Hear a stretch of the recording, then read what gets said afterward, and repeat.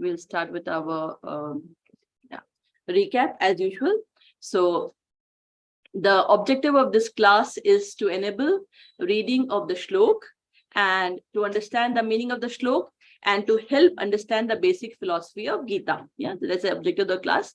Now, what I have done today is I am trying to summarize, from the first chapter that we have learned till now. And as there are a lot of new people on the online also, so I thought of just giving a brief overview what we have done till now, and then we go into detail discussion. Yeah.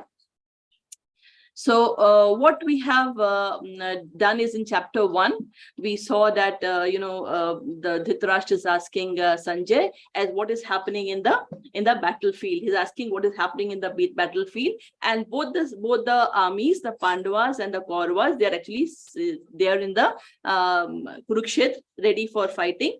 And at that point of time, Duryodhana has already surveyed the army of Kauravas, and now Arjun asked Krishna that I would like to see who all are there with whom I'm going to fight today. And what Krishna does very strategically, he takes the chariot and puts it in front of Bhishma and Drona, in front of Bhishma and Drona. And now looking at Bhishma and Drona, what happens is Arjun, who was all ready to fight, and he was now going to see with whom he is fighting, he actually lost his composure.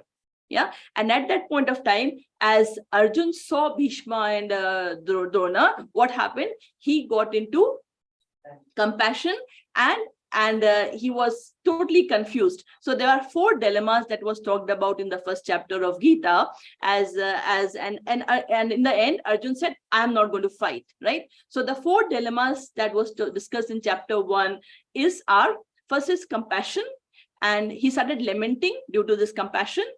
Then second thing was, I will not have any enjoyment.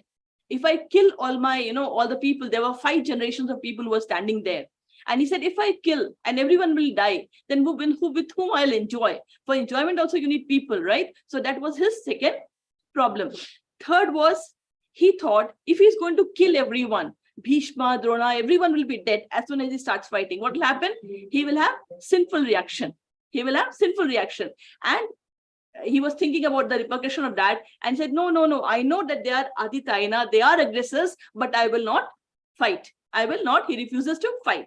And then what happened is, the last one he said is, 5 generations of people of the people are standing here. All my relatives, everyone is here. All my friends, everyone is here. And if I fight and I kill, then what will happen? The entire family traditions will go for a toss. Yeah, because right from elders to the junior most, everyone is there in the battlefield. Yeah, so his 4th problem was destruction of the family traditions. If there are no elders in the family, then who will actually guide what the traditions are and how to take it forward? So that was his 4th dilemma. And then in the 5th chapter also, we continued from shlok number 1 to 10, and he was finally confused. And he was not able to make a decision. He said, I don't know if I fight whether I will win or I'm going to lose. Yeah. So these were the condition in which Arjun was, and he refused to fight. But one good thing that he did was, till now, he was treating Krishna as his friend, and he was discussing with Krishna. Now, in the 7th shlok of 2nd chapter, what he did was, he surrendered to Krishna.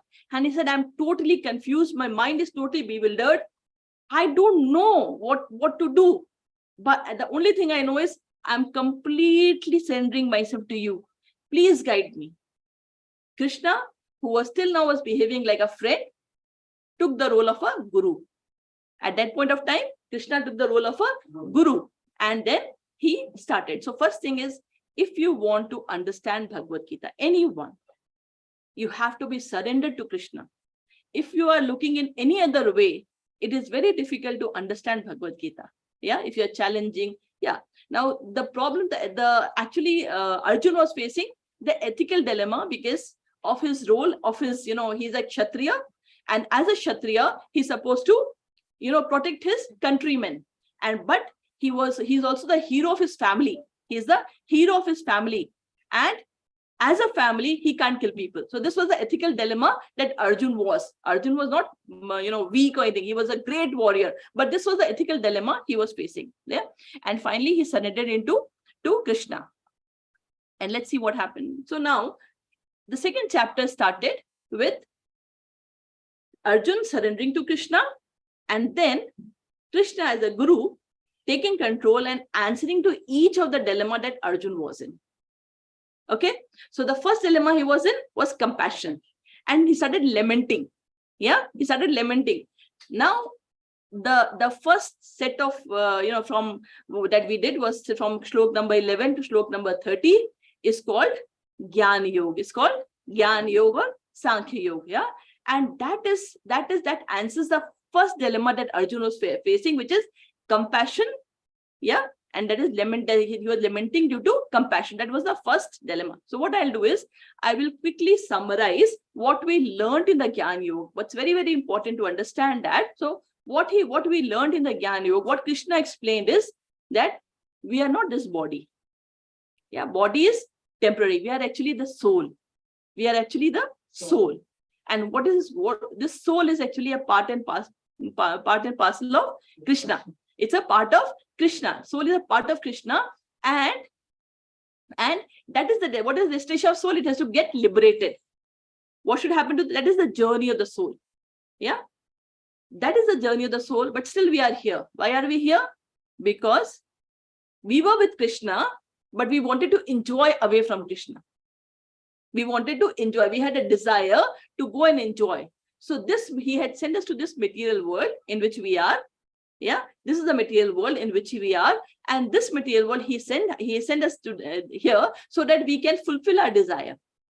We can fulfill our desire. Yeah, but this material world is a dukkhale ashashvatam. It's a full of miseries, and it is temporary. Yeah, so let's go back to Gyan Yoga. Body is temporary and soul is eternal. The final destination is it has to get liberated. Right? Now, just like body is temporary, so when we take that body and what happens? The soul, it wears the body. Just like, our dresses get old and we change our dresses, right? Similarly, the soul takes the body. Yeah. And when this body becomes old, yeah, what happens? It leaves the body and takes up another body. And that is how the soul travels. Yeah. Now, just like the body is temporary, the relations that we establish during we take this body is also temporary. It's also temporary. And we talked about just like, in the river is flowing and their straws, they come together in the river, they flow together for some time. And after that, what happens? They separate out.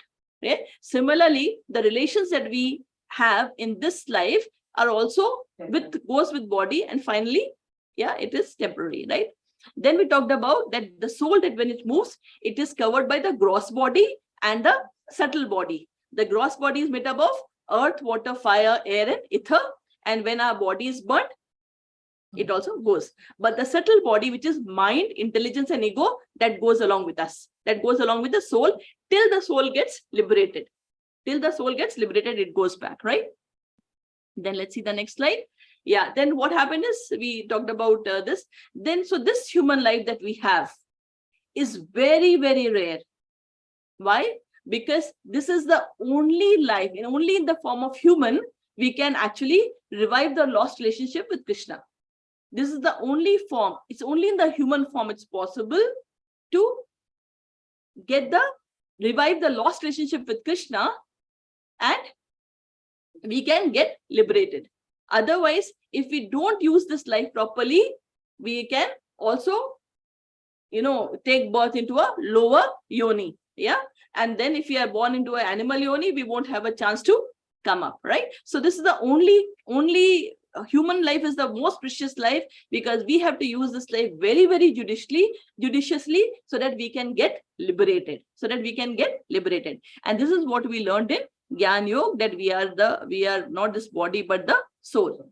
And that was the answer to Arjun's first question on compassion. He was saying, why are you crying? Why are you crying? Finally, all of us are soul. And it is not that today it's there. It was there yesterday. It is there today and it will remain tomorrow. Tomorrow also it's going to be there. Yeah. So that was there. Then second dilemma that he was facing was, how will I enjoy? Yeah. What is my duty? We finally ask, what should I do? Yeah. So how will I enjoy? So now Krishna talks about the second part, that is from Shlok number 30 to Shlok number 37. He talks about Sakam Karma Yoga. Yeah. Sakam Karma Yoga is Karma Yoga, do your activity, but it's with fruitive action. You expect the result and you want to enjoy the result. That is Sakam Karma Yoga, or it's called Karma Kand. It is called Karma Kand. It is not yoga. It is Sakam Karma, or it is called Karma Kand. Yeah. So here what we learned is Krishna says you have to do your duty. We all are soul, and then you have to do your duty. And then he talked about destination. When you do your duty, what will happen? You will achieve higher planets. If you don't do your duty, you will achieve sin. So you have to do your duty. And if you're not going to do your duty, you are going to be, you will get sin, then you'll get infamy. Like everyone will talk, your reputation as a great warrior will be lost. Everyone will actually criticize you, and they will actually say, the high esteem that you have gained, everything will get lost. Yeah. And for a respectable person, death is better than dishonor. Death is better than dishonor. And then he finally ended the Sakam Karma, talking about that you have to fight. Why are you worried? If you die, anyway, you will get Swarga. If you die, you will achieve Swarga. And if you don't die, if you are still alive, then what will happen? You will actually enjoy the entire world. You'll be the king of the earth. Then why are you worried? So you must take up your duty and fight. Yeah. So this is what happened in the second. That is how he explained about enjoyment. That it's not enjoyment. You have to do your duty. More than enjoyment, it is important for you to do your duty as per the Varnashram Dharma. Then from there we move to Nishkam Karma Yoga. That was from 38th chapter 1 onwards, and we covered till Shlok number 46. We covered till that, and the answers to that was answer to the third dilemma, which is sinful reaction. Yeah, Arjun was thinking, I will get sinful reaction. So Krishna said that you have to engage in Buddhi Yoga. You have to engage in Buddhi Yoga, and he said that you have to do. Yoga is basically, what is the meaning of the word yoga? Yoga means connection to God. Yoga means connection to God. You have to do you have to connect to God, and you have to do your duty without expectation. Yeah. And then he talked about even a small endeavor in this path, the dharma, the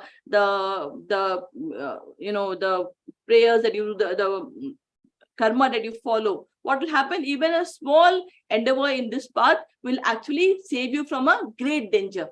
Yeah, from the great danger. And what is the great danger? Because he talked about that this human life that you have got is very, very precious. It is meant for God realization. And if you are going to waste this life in sense gratification and material enjoyment, then what will happen? You will actually get degraded from human life. You will get born into an animal life. And when you are in animal or lower species, it could be animal, insects, whatever, what will happen? You will not have the chance, you will not have the consciousness to think about God, and you don't know how many millions years it will take for you to come up. So please don't waste this life, and do move forward in the spiritual, in the spiritual direction. Yeah. Then he talked about Vyavasayatmika Buddhi. It's only people who are focused, who are single pointed focused, can actually attain Krishna. Then he talked about Vedas. He said that in Vedas, normally people get attracted to the Karma Kand of the Vedas. Vedas has multiple kands, right? The Karma Kand is the first part where it talks about the fruitive activity. You do this and you will get this result. You do this, you get this results. So he talked about, if you get engaged in those parts of the, normally what happens, people do those and get, they do and they get the fruits of that. So they again do the next, whatever is written as a action in Veda, and then they get entangled in the whole this process and they don't move forward. Whereas in Vedas also, when you go move forward, with the Upanishad part of that talks about transcendental. Rather, the Gita is also Gita Upanishad, what we are reading, right? So people normally get entangled in the Karma Kand, and what happens is then they get into the continue the cycle of birth and death. They don't get, they get attached to the flowery words of Vedas. Yeah. And then we said that, People who are not resolute in their determination. So who, if suppose you're resolute, then only you can move forward in your spiritual direction. If not, then what will happen? You will get attracted to bhog and aishwarya. And the people who are attracted to bhog, that is the sense enjoyment, and aishwarya, and what will happen? They will not have the mindset to move forward, and they will not be able to move forward in the spiritual life, right? And then Krishna says that the purpose of Vedas is to know Krishna. Yeah. And then we move to the next shlok number 47, the very famous shlok in of Gita. So let's start. Karmanyevadikaraste ma phaleshu kadachana ma karma phala heturbhu ma te sangostav karmani karmanyevadikaraste ma phaleshu kadachana ma karma phala heturbhu ma te sangostava karmani. Rupa. Karmanyevadikaraste ma phaleshu kadachana ma karma phala heturbhu ma te sangostav karmani. So let's read the meaning of it. Karmanyevadikaraste. Let's understand the meaning. Karmanye adhikaraste. So you have the right.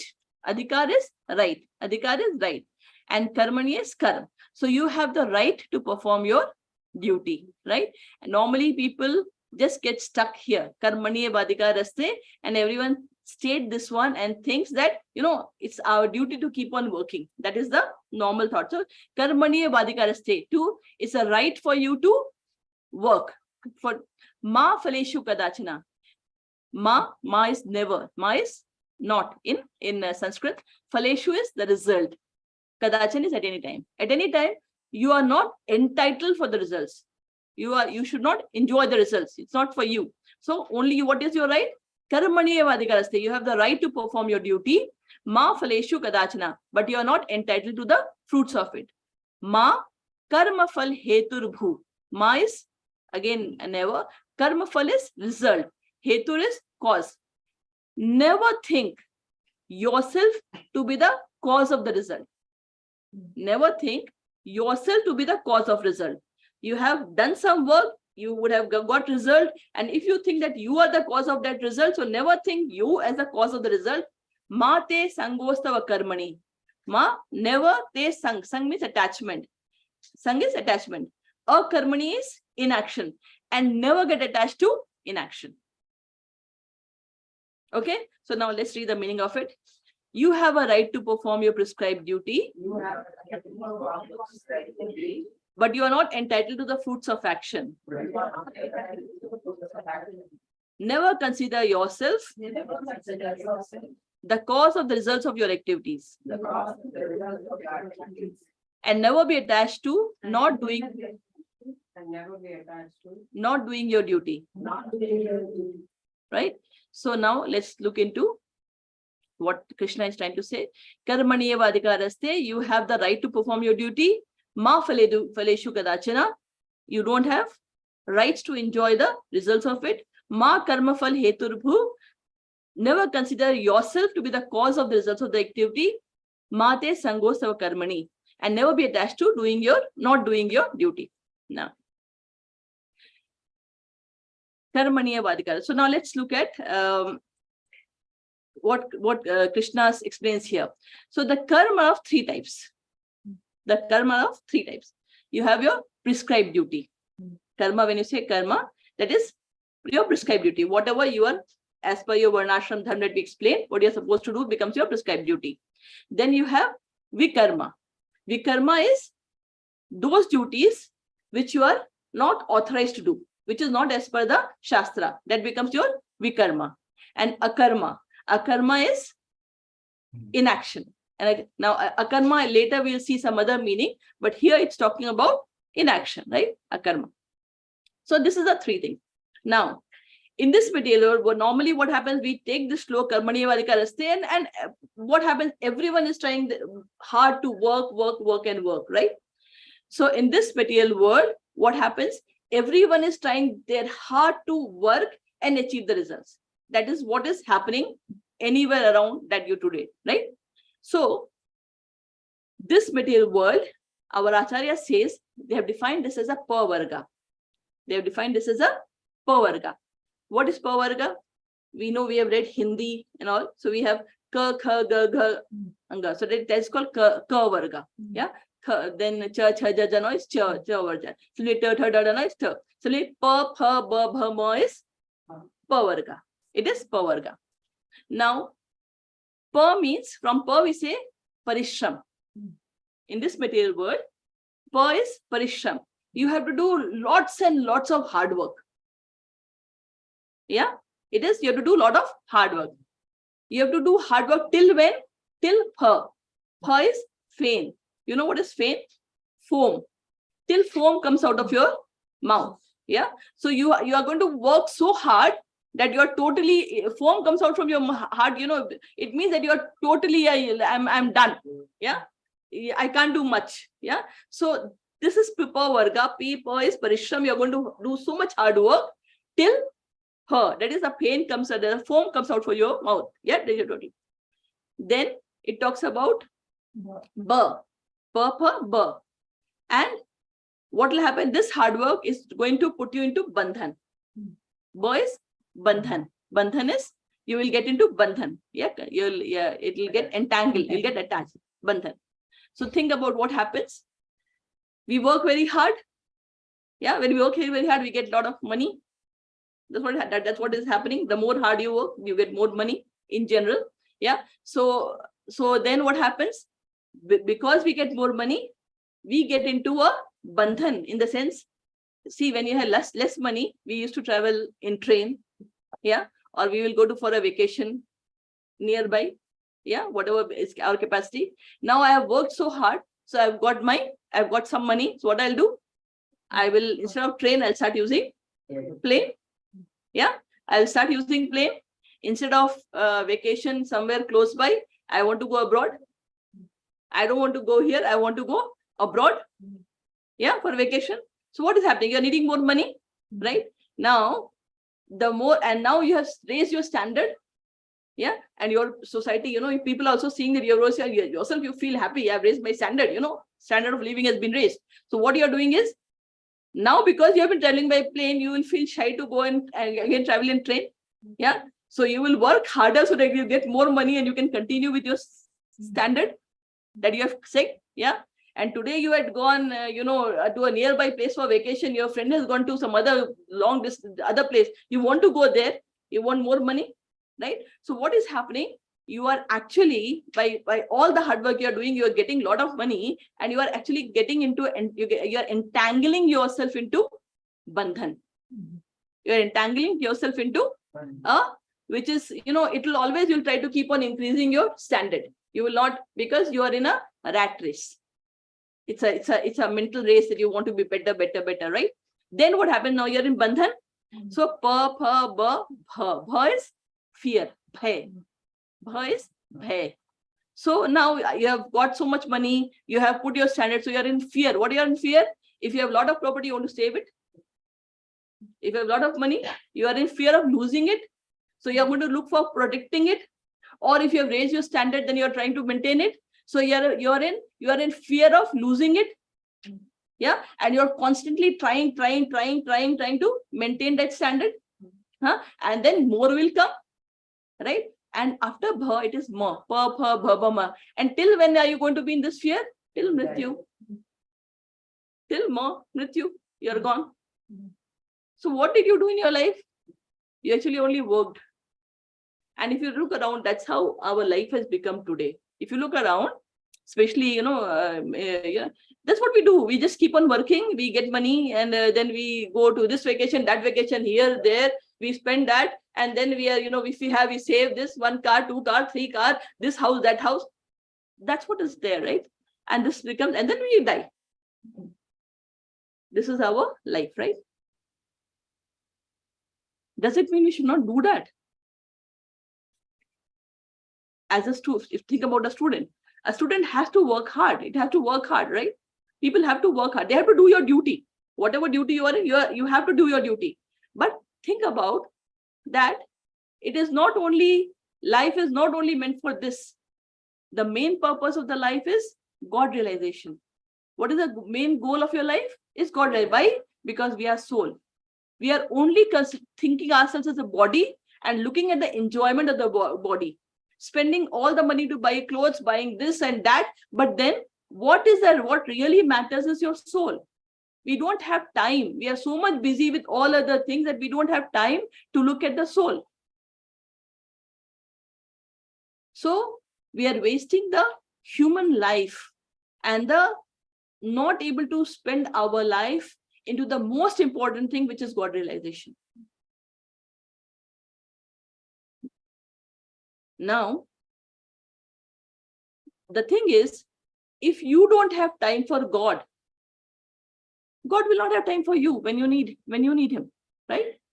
If you don't have time to take care of God or spend time with God, when you actually need God, whenever we are enjoying anything, when we are in trouble, what do we say? Oh God. So Krishna, there's a shlok in the 4th chapter of Bhagavad Gita. There's a shlok which says, Ye yatha ma prabadyante tam sathi bhajame ham. Ye yatha ma prabadyante. Prabadyante. Prabadyante is surrender. As you surrender unto me, I reward you accordingly. The way you will surrender, how much you surrender, I will accordingly reward you. And he also says in the 9th chapter of Bhagavad Gita, he says, I envy no one, neither I am partial to anyone. Yeah, I'm a friend of all. But the thing is, those who serve me, I take care of them. Very natural, because he knows that you have time to spend for that. So he will still spend time for you. But if you are spending your whole life, working, having fun and all, no time for God, when you need God, God will not help you. It's as simple as that, right? So that's what Krishna says. Now,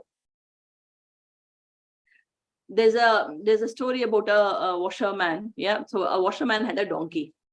Yeah, now he used to really put lots and lots and lots and lots of load on the donkey. Yeah, and but still he used to do, foam used to come from his mouth, but still he used to be always with this washerman. So one day this donkey was going with the washerman. He was standing next to the river, and the donkey used to always watch this donkey, saw him and came to him. He said, why are you in this condition?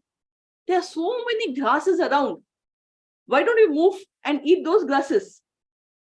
Why do you have to, be with this washerman? He says, no. I cannot do that, the donkey said. He said, why? He says, this very, very important thing. I'll share the secret. I have to be with this master and work for him. He said, why? He says, one day, the washerman, he had a beautiful daughter. He has a beautiful daughter. And one day, the washerman was eating the food made by that daughter. Probably salt was more in that food. So he told that if you don't cook properly, next time I'll get married you to this donkey. So I'm waiting. One day he'll get me married to this donkey. Yeah. And with that carrot, he continues to work for this master, washerman, right? All of us are in the same condition. Look at our life. We are actually in the same condition. We are given carrot in office. You work hard, you'll get promotion. Okay. And all the vital energy are taken out from you.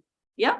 You're struggling, doing to perform. This happens, those happen, this race, that company, this company. What happened? We are keeping on doing it. Right? We do on. It's not that it's wrong, but the thing is, balance is important. So what is happening? It's a realization. Just see, this is what is happening. And we keep on running. One car, two car, one house, two house. It never ends. It'll end when you are dying. With the, we don't know when we are going to die actually. We can just die anytime, right? We have wasted our human life. Yeah. So what happens is, someone will say, okay, but finally what the thing is, it is God who is going to be of your help, is going to be with you when you need. Yeah. So don't waste your time. Plan it. Our life is work. The prescribed duty is not only hard working, but a balance of hard work, spiritual realization. That is the most spiritual journey. That's the most important thing for our soul. And that's what we should do. We should spend good amount of time doing that so that we are liberated and we don't get, at the end, we should not fall down into a lower yoni, into a lower species. Got it? So that is what. So karmanyevadhikaraste, we must work hard. That's fine. But we should know how much and what are the other things we are supposed to do and how do we manage it. Yeah. So always remember, the most important thing is your spiritual journey. Yeah. Not that, you should not. That is the most important thing, because that is what is going to help you and take you forward in your life. Now, karmaniyavadhikaraste, we talked about ma phaleshu kadachana. You are not entitled for the. So basically, Krishna is saying, be detached. Be detached to the results of the activity that you have done. Yeah. Ma phaleshu kadachana, be detached to the. You're not entitled for the results. Ma karmphal heturbhu. Now, you're not the cause. Why is he saying so? So, if you're attached, the way we saw in the first thing, if you're attached, what will happen? You will get fruitive. If you're attached to the results, you are going to get, we talked about the karmic action, we got to talk about the actions and reactions. You are going to get the reactions of the work that you're doing. And when you're getting the reactions of work you're doing, what you're having, you're getting more and more entangled in this material world. And when you're getting more and more entangled in this material, what is happening? You are getting entangled into the death and birth and death cycle. In the sansar cycle, in the birth and death cycle, you are getting entangled, right? But what is our goal? To get ourselves liberated from this cycle of birth and death. Yeah. So if you think that if you're going to enjoy the fruits of your activity and you think you are the cause of this one, what will happen? You are going to get entangled. So be detached to the fruits. Be detached to the fruits and don't consider yourself to be the cause of the activity, cause of the results. Yeah. Don't consider yourself, because you are not the cause. Whatever happens, you are not, whatever result you get, you are not the only person because of which the results happen. There are so many factors that actually contribute to the result that is happening. There are multiple factors that happens because of which what you get the result, which we don't even recognize. For example, let's talk about a cricket, the game that's happening. And the batsman, we need the 6 runs. And the batsman has given the chakka. Yeah. Do you think that, it was only because of him the entire team won? There would have been so many other factors. At that point of time, how the bowler would have bowled the ball, how the fielders had done it. So there are so many factors. Think about a farmer. Yeah. What he does, he actually, for growing the crop, he will sow the seed. And we don't know. There are so many factors. It will depend whether the crop will come or not, whether the rain comes on time, whether how the weather is, right? So the result actually does, whatever result we get is not because of you. There are so many factors that your karma, you may have done the best, but maybe this is not your destiny. There's something better for you. We don't know. So never get attached to the result and never think yourself to be the cause, because there's so many other factors that influence the final result. If you learn that, you'll be at peace, because I know it's not because of me. There's so many things happening, but does it mean that, when I know the result, I should be detached to the fruits, to the results, and I should be and I should not consider myself the cause? Then does it mean, then why should I work? Does it mean inaction? Does it mean inaction? No, because Krishna says, karmaniyavadhikaraste. It is your right and you have to do your duty. You have to do your duty, but be detached to the results. And never consider yourself to be the cause of the result, because there are so many factors that influence the result. And if you realize that, you'll be at peace. It's not because of me. There must be something. I did my best, right? Now, mate sangostava karmani means never get attached to inaction. Akarmani is inaction. Krishna says never get attached to inaction. What was happening to Arjun? Arjun, he had left his bow and he said, I will not fight. Krishna, I am not going to fight.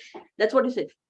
Now, when he's saying I'm not going to fight, he's actually not doing his duty. Attachment is positive as well as negative. This is the negative attachment. Why he doesn't want to fight?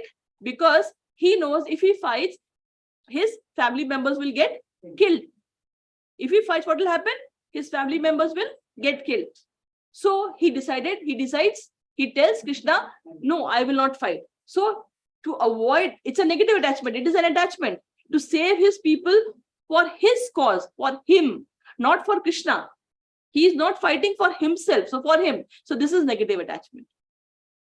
This is negative attachment. So you cannot do a karma inaction. You have to do your duty. You have to do your duty.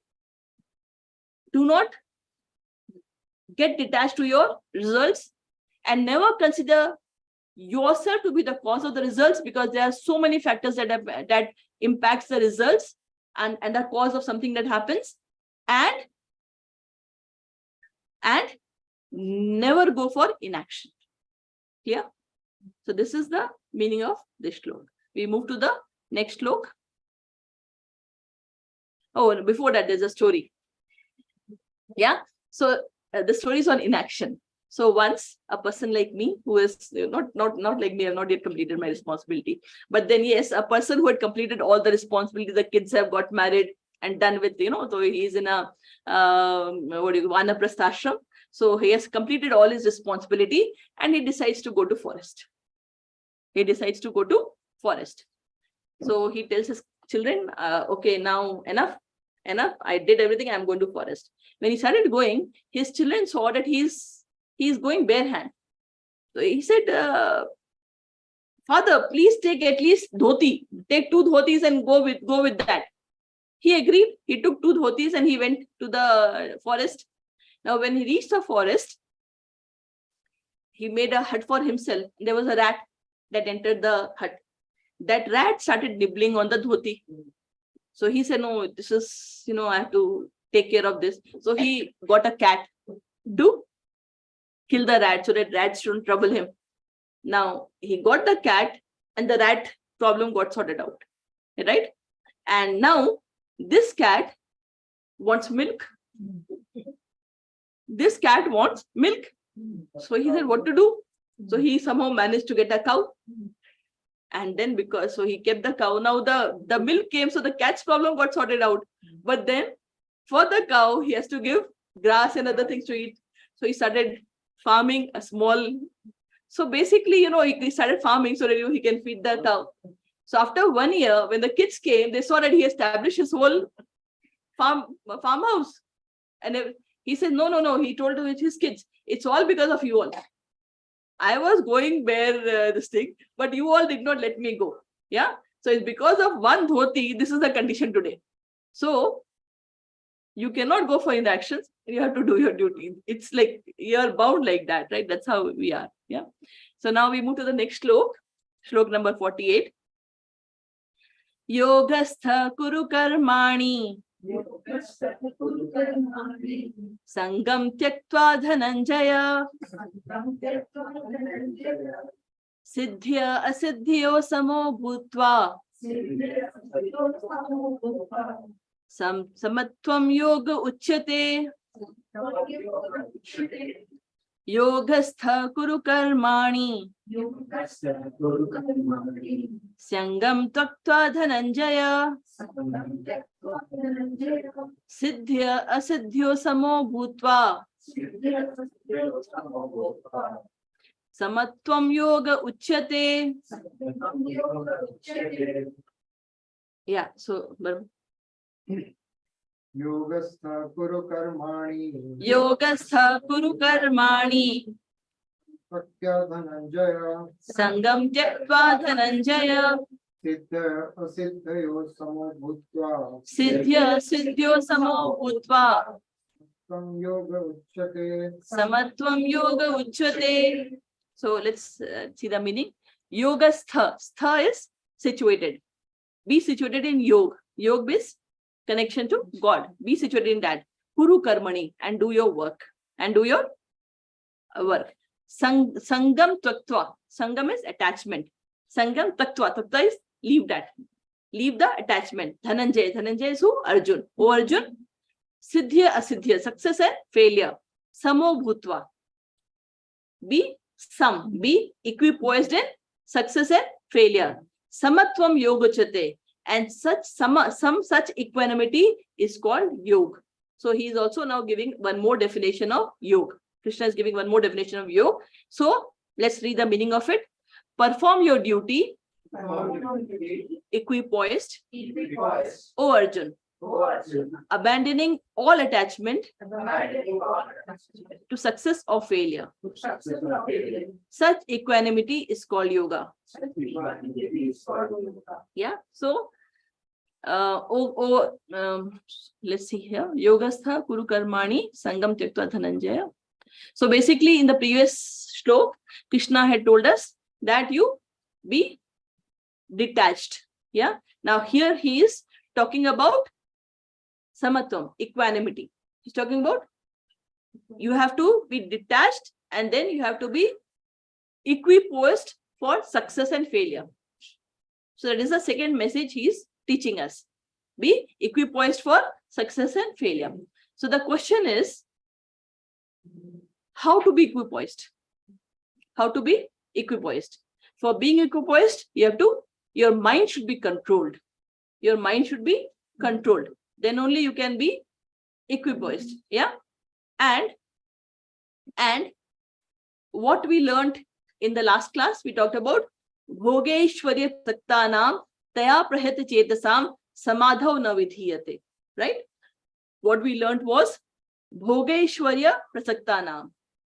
Those people, those who are attached to Bhog and Aishwarya. Bhog means sense enjoyment and Aishwarya is enjoyment, material opulent enjoyment, that, right? Taya Prahit Chetasam. Chet is your consciousness. Prahat is covered. So when your consciousness is covered by Bhog and Aishwarya, then what will happen? Samadhav. Samadhav is your controlling of mind is not possible. Is not possible. So when my mind, when I'm in, it is going to, it's always thinking about enjoyment. Now think about today's typical schedule or a way we live, right? Our senses, our eyes, either we are working or we are looking at Netflix, something in the TV, either some movie or something. That's how we pass our time. Yeah, it will be something to do with some TV show which is giving us sense enjoyment. That's what we'll do. No one is watching Mahabharata, Krishna, Ramayana. No. We want to do something which is giving enjoyment to our senses, right? Yeah. So eyes is that. What happens to our tongue? Yeah, we want to eat. What do? We want to eat. Not happy with normal food at home, we want to eat out. Yeah. Yeah, always. If not that, order Swiggy. Now we have so many things. It is not only Swiggy, pata nahi, Zomato, so many things are there. So we are not, our senses today is going in all directions. Yeah, we are not happy. We just want to enjoy, right? That's how. Ears should be listening to some very fast music which is creating bewilderment in the mind. That's how our senses are today. That's how we are today, right? And look at the next generation, the school kids. It's really scary what will happen. Even a small child is with mobile, and the parents feel proud to think that that my child is playing with mobile. Such a harm, right? So basically, this is how we have become. And there, so this is what. So if you are attached to that, we don't have time. Where is the time for God? Or we'll sleep. Isn't it? So this is what our life has become, right? So if you are attached to that, then we are struggling with where is my time to pray to God? Because we will not have time, because this is the today the normal way of living. It is not whether it's an elderly person, whether it is whether it's a small guy, it's any generation you see. from small to big. That is the typical way. And everyone say, I don't have time. I don't get time to do anything. This is the thing you will keep on listening. Yeah, because everyone is attached to Bhog and Aishwarya. They don't even want to cook food. Right? So this has become this one. So what will happen? How will you get samadhi? How can you get equanimity? You will never get equanimity. So for getting equanimity, you have to have control your senses. What you have to do?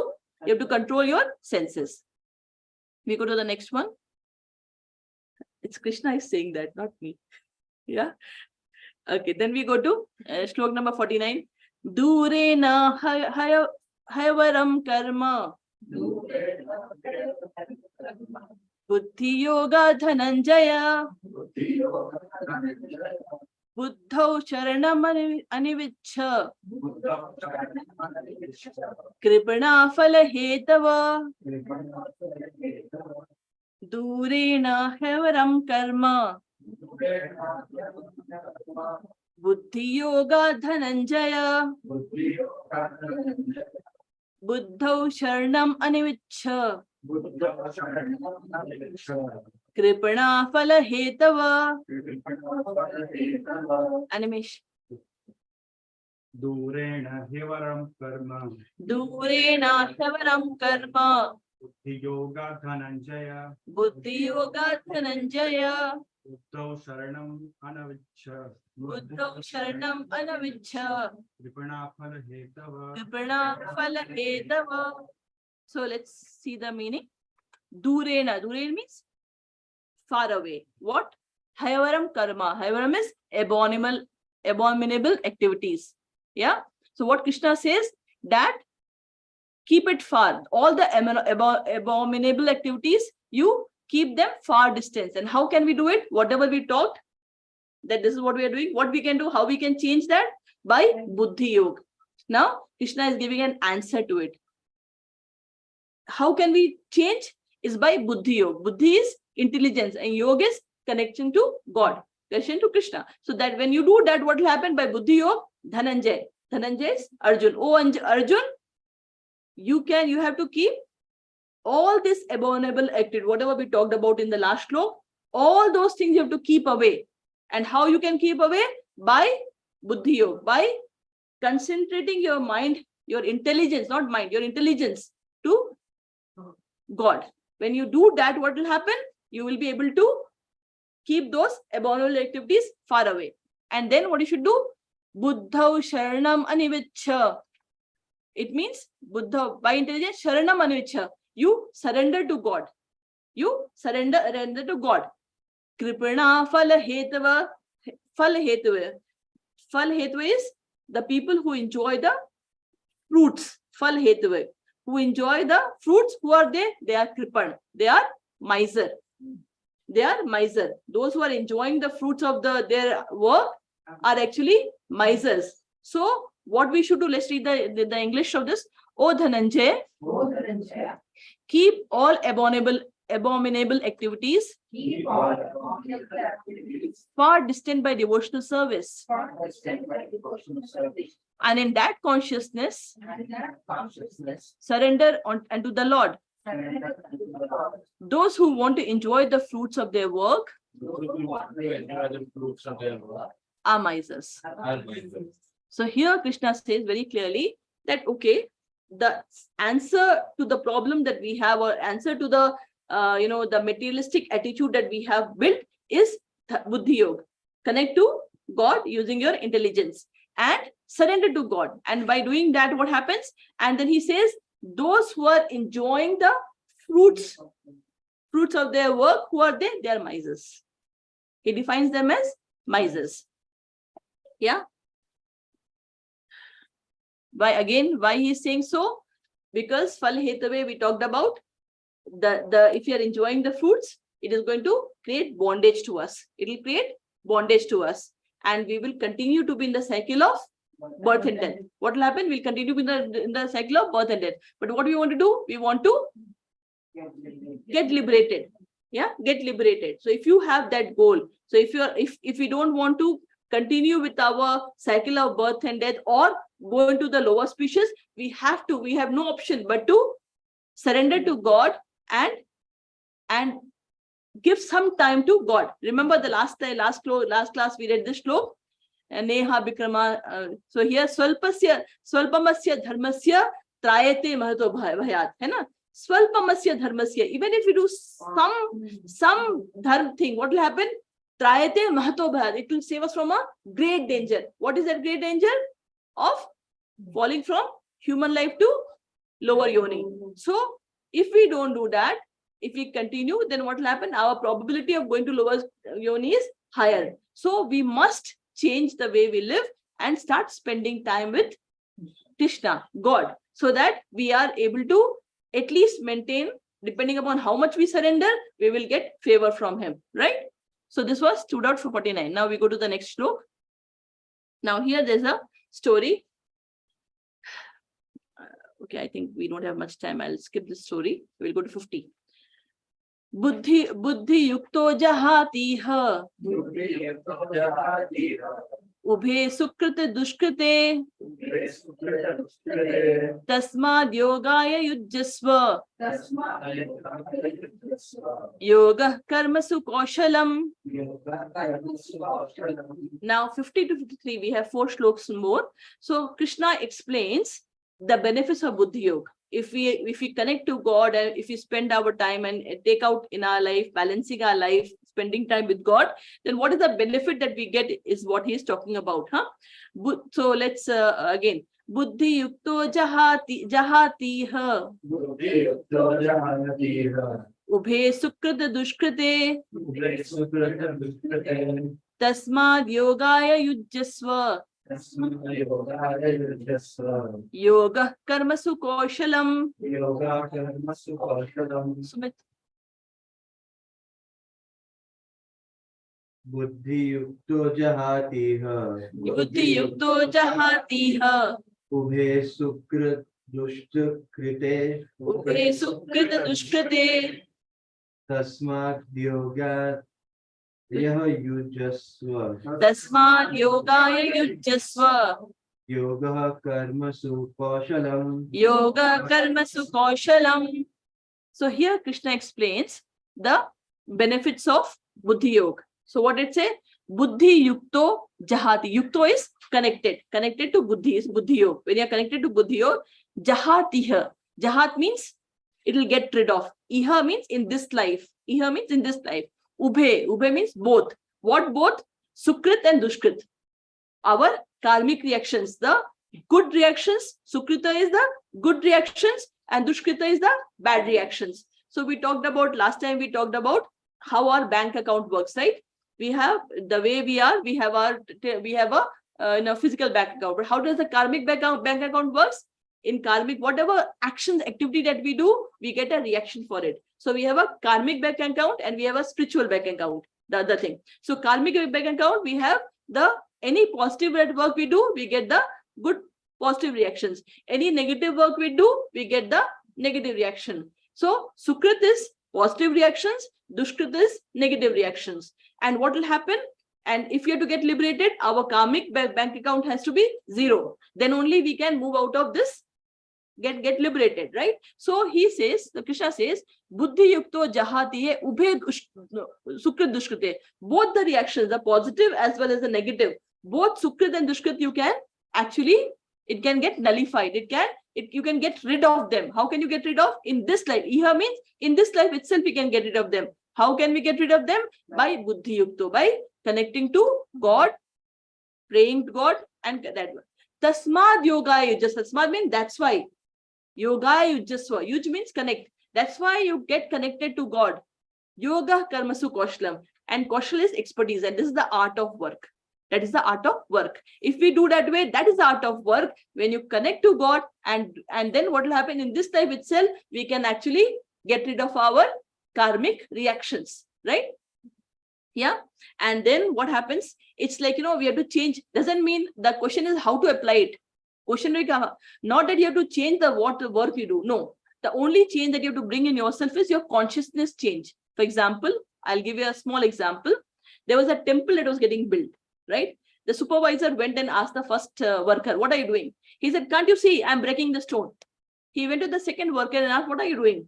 He said, oh, I'm carrying all these things so that, I get money and I have to take care of my family, right? Then he went to the third worker and I said, what are you doing? He said, I'm building a temple and this is the place where Krishna is going to stay. So I'm giving my best so that Krishna can I can build a beautiful temple so that Krishna can stay comfortably. Yeah. So the work is same. We have to start looking at a different picture. Not that, I am doing, it's the same work you do, but your consciousness should change to that you are doing it for God. Not that, you go, you work, whatever you get, money you get, offer it to God. Take it back from God. Okay, because for my food, I need this much. For my living, I need this much. Take it back from God. So what you have done, you have changed your consciousness. Everything has been offered to God. You have worked for the God. You can do Him. But then you are taking it out and doing it for different work, your work, because you have to sustain yourself. You have to do all other work, right? So that's a consciousness change. You have to change our consciousness. Next, 51. Karmajam buddhi yukta hi phalam tyaktva manishinaha janma bandha vinirmukta padam gacchantya anamayam karmajam buddhi yukta hi phalam tyaktva manishinaha janma bandha vinirmukta padam gacchantya anamayam. Aisha. Karmajam buddhi yukta hi phalam tyaktva manishinaha janma bandha vinirmukta padam gacchantya anamayam. So here Krishna says again, so he talked about the buddhi, he's now talking about the second benefit of doing this buddhi yoga. He says you can actually come out of the janma bandha, the birth and death cycle that we have. Not only first he explained about the sukrit and duskrit, our karmic reactions, right? Positive and second negative we can do. Now he explains if we do that, what is the second advantage we get?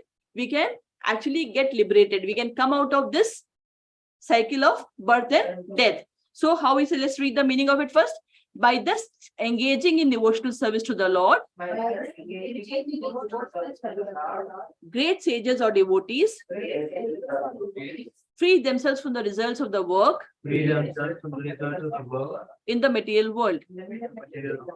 In this way, they become free from the cycle of birth and death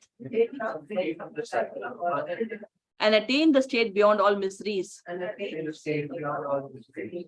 So they go back to Godhead. So let's now see the thing. Manishina. Manishina means those who are very intelligent, the great sages. What have they done? They have by buddhi yukta, by attaching themselves to God. What are they doing? And they have phalam tyaktva. Phalam means leaving the phal, results, leaving that. Whatever they have earned, the karmajam, whatever they have earned, leaving that out, what they have done, they have been able to janma bandha vinirmukta. They have been able to come out of this cycle of janma bandha. And then not only that, they have got padam gacchantya anamayam, and they have achieved the state which is beyond all miseries. Anamayam means miseries. Yeah. And what is a place which is beyond miseries? It is Vaikunt. Kunt means misery. Kunt means miseries, and Vai means a place where there is no miseries. This Vaikunt is a place where there is no miseries. It means by doing that, they have actually reached the place where there is no miseries, right? We go to the next one. There are two more shlokas. I would like to finish this one. So let's go to 52nd shlok. Yada te moha kalilam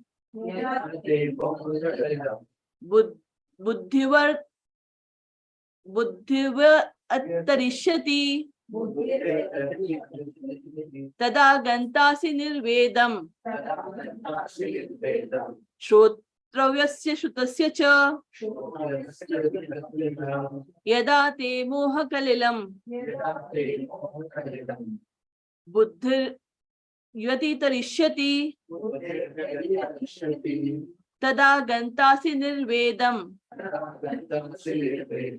shrotvasya shutasya cha.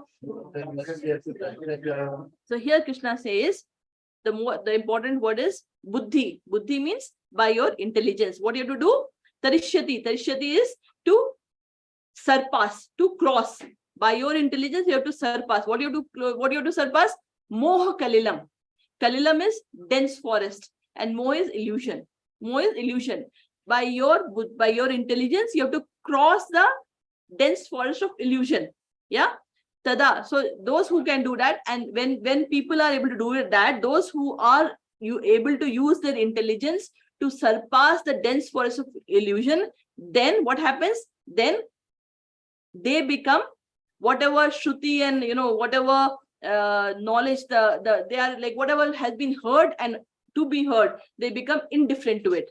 So what happens is they achieve that stage when they become such, they reach that stage where they are indifferent to other things because they are so much connected to God. Yeah. So did we read the English? No. When your intelligence has passed out of the dense forest of delusion,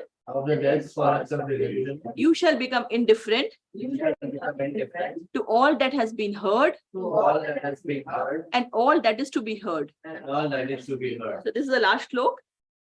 Shruti vipratipanna yada sthasyati nischala samadhavachala buddhis tada yogam avapsyasi. Shruti vipratipanna yada sthasyati nischala samadhavachala buddhis tada yogam avapsyasi.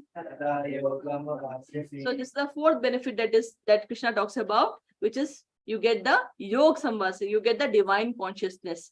If you connect to God, you get the divine consciousness. So here he says Shruti vipratipanna. That is basically the flowery language, or the flowery language of the Vedas. We talked about the Karma Kand, right? We talked about the Karma Kand. So when you have come out, when your mind is stable because of intelligence, you have controlled your mind because of your strong intelligence. You have controlled your mind.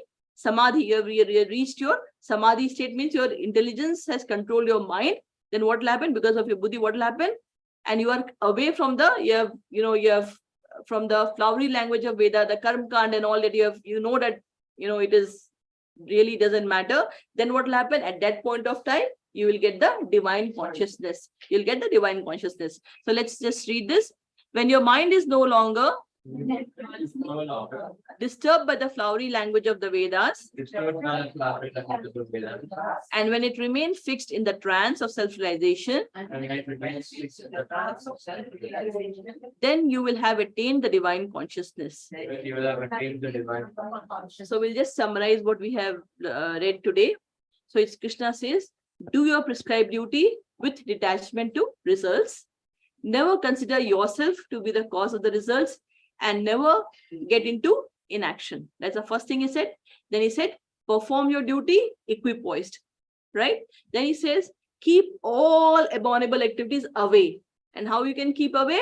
By devotional service. The stronger your devotional service is there, the far those things will be there from you.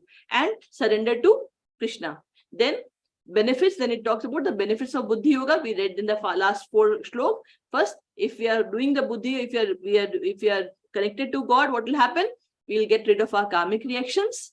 Then we'll get free from the birth and death cycle and attain we'll attain a state which is beyond all miseries. Then we'll become indifferent to the scriptures which talks about the fruitive activities, and we will attain divine consciousness. Yeah. So a small thing I read, I thought I'll share with all of you today. It says, don't start the day with thinking, but start it by thanking the Lord. Don't start your day by thinking, but start it by thanking the Lord. Don't start the day with planning, but start the day with praying. Start the day with praying. Those who start the day with thinking and planning will spend the whole day in anxiety And those who start the day with thanking and praying, they get the strength to cope up with the various inevitable that comes in our life.